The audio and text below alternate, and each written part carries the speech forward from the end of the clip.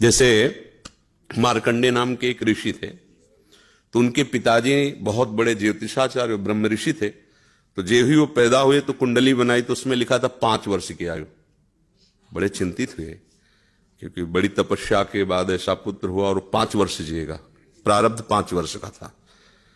तो उनका मनुष्य जन्म केवल प्रारब्ध के अधीन नहीं है, उपाय के भी अधीन है।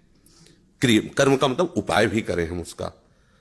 तो उन्होंने विचार किया कि इस प्रारब्ध को केवल भगवान या भगवान का कोई प्रेमी महात्मा ही बदल सकता है, दूसरा कोई नहीं। तो जैसे जैसे वो सयाने होते गए, एक एक दिन वो नोट करते हुए पिता है, जब वो थोड़ा सा 3-4 के बीच की अवस्था है, तो उनका बेटा मेरी एक बात माना करो, ये गंगा के किनारे जितने भी कोई ऋषि महात्मा संत दिखा, सबको साष्टांग प्रणाम करो। अब वो बालक थे, अब संतों को प्रणाम करने की उन्होंने, क्योंकि जानते थे कि संतों की कृपा दृष्टि पड़ जाए तो प्रारब्ध का नाश हो सकता है।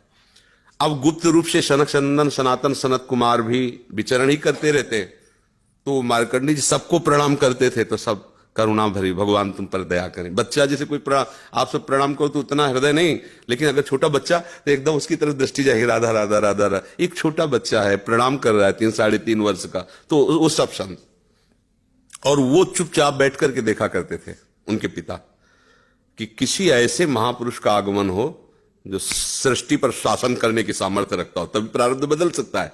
छोटी मोटी तपस्या वाले से प्रारब्ध थोड़ी बढ़ता है। उन्होंने देखा ये चारों तो कुमार हैं, सनक सनंदन सनातन सनत कुमार, जो साष्टांग किया, तो वो एकदम, वो भी 5 वर्ष की अवस्था में रहते हर समय। उन्होंने कहा चिरंजीवी भव। बस वो खड़े हो गए, बोले महाराज ये अभागा चिरंजीवी लायक नहीं है, इसके प्रारब्ध में 5 वर्ष की आयु लिखी और चौथा भी पूर्ण होने जा रहा है, कुछ समय का जीवन है। सनकादि ने कहा जो चिरंजीवी भव तो चिरंजीवी भव। हमने उसका भाग्य देख के थोड़ी बोला, उसका आचरण देख के बोला। एक छोटा बालक संतों के चरणों में लेट रहा है, ये चिरंजीवी लायक ही है। बोले महाराज अब भाग्य देख के दे, 5 वर्ष की आयु, अब कैसे? तो उनका हम वो तिथि वो तारीख तुम निकालना, और उस तारीख को हम भी आएंगे भगवान शंकर के मंदिर में, भगवान शंकर के लिंग को ऐसे गले लगवा के बैठालना, हम भी वहीं रहेंगे, देखते हैं कैसे मृत्यु ले जाएगी इस बालक को। ऐसा ही हुआ।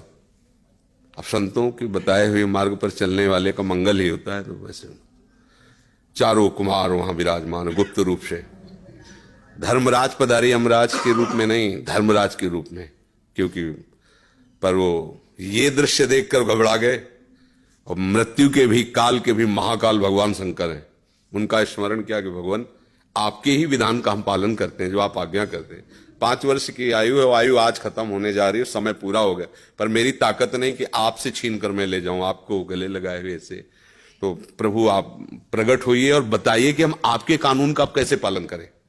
अगर हम अभद्रता करते हैं तो आपकी मर्यादा जाती है, और अगर मैं अपने आपके कानून का पालन नहीं करते तो धर्म का नाश होता है।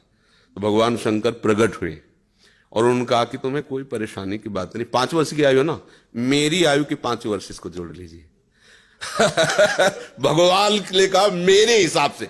भगवान को जानते, जब यहां का पूरी सृष्टि का विनाश होता है ना, तो इतना होता है, निमेष निमेष इतने, जैसे भागवत में आता है ब्रह्मलोक में एक कमल की पंखुड़ी ऐसे छेदी गई तो मृत्युलोक का 1 वर्ष और वहां का इतना समय।